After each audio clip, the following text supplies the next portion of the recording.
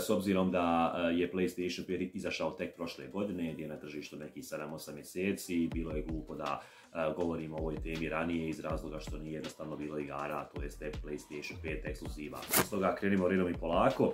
Prva igra o kojoj ćemo nešto više reći je svakako Godfall naslov koji je izašao na dan lansiranja PlayStation 5 konzole, to jeste 12. novembra, koja će za nekih 13 dana, tačnije 10. augusta, biti također lansirana i dostupna za PlayStation 4 konzolu. Yes. Ovaj tip igre je neka mješavina, da kažem, hack and slash Devil May Cry naslova i Heavenly Sworda. Onako ja kad je gledam sažimam u tu neku cjelinu, da igra u principu nije nešto spektakularna, da mislite da je nešto ispred svog vremena ili da je neka prava PlayStation 5 ekskluziva sa ogromnim budžetom. Jeste ona na neki način AAA naslov, ali daleko od toga da ćete se nešto spektakularno oduševiti kao recimo God of War, svi koji smo igrali i koji očekujemo Ragnarok, ali svakako da ukoliko niste igrali igru, ne znate šta bi mogli igrati, šta je to što je kvalitetno na tržištu za PlayStation 5 konzolu, Godfall je na neki način nužno zlo koje morate odigrati. Control Play Games developer stoji iza nje, radnja igre je smještena u fantazijsko okruženje vitezova,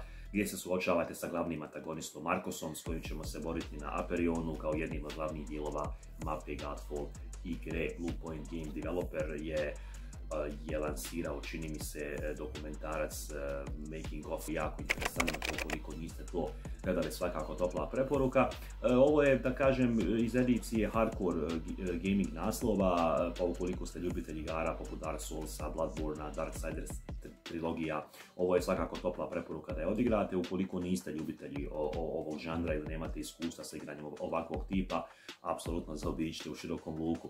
Ovo je igra baš poput Godfall naslova, izašla prošle godine, dakle na dan lansiranja PlayStation 5 konzole, kako bi gaming recipijent i konzument PlayStation 5 konzola mogao da nešto igra na toj konzoli. Spider-Man Miles Morales je jedna od igara koje su također lansirane za PlayStation 5 konzolu, ali kao cross-generation platform. Dakle, dostupna je i za PlayStation 4 i za PlayStation 5. Poprilično je zanimljiva, poprilično je inovativna, ima nekih malih drugačijih dodataka za razliku od starog Spider-mana. Tu se vršio fokus na taj ray tracing, ne znam, na fizičko kretanje koja je možda mrvicu malo naprednija u odnosu na prvi dio Spider-mana koji je izašao prije nekoliko godina, koji smo također na YouTube kanalu igrali. Svakako topla preporuka za igru. Ono što je jedino problem kod ove igre od Insomniac Games developera je taj što igra nije toliko duga, tako da ukoliko ste našpanovani, nahajpovani na ovakvu vrstu igre i ako volite ovog junaka iz stripa, za nekih 8 do 10 sati ćete igru kompletno preći. Naslov od švedskog studija Housemarque koji je lansirao igru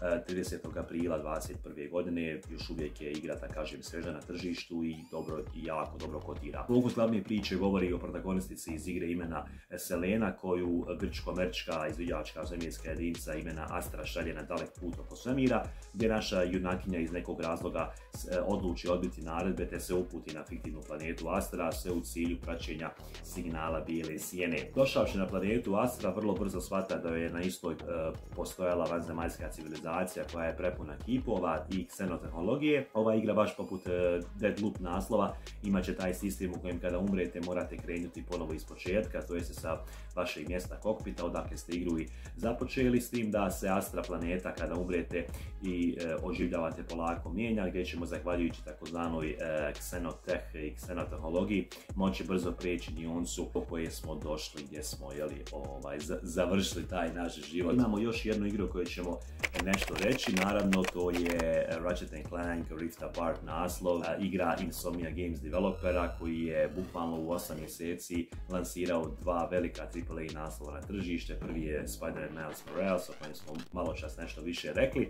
i naravno igra Ratchet & Clank Rift Apart, jedna sjajna avantura koja je lansirana početkom juna mjeseca za PlayStation 5 konzolu. U istoj igri smo zajedno sa protagonistima Ratchet and Grivet vodili glavnu riječ o ovoj avanturi, u kojoj se primarni fokus vršio na jedan uređaj koji služi za teleportaciju, gdje smo se mogli i možemo da se teleportiramo s jedne planete na drugu. Vrlo interesantna igra i svakako topla preporuka za svakoga ako nije ovo igrao. Naravno, bit će još mnogo igara koje će za PlayStation 5 izaći, ali i za PlayStation 4, tako da nemojte žuriti sa kupovinom PlayStation 5 konzole. Ljudi moji dragi, to je to. Mi se vidimo. Lijep pozdrav!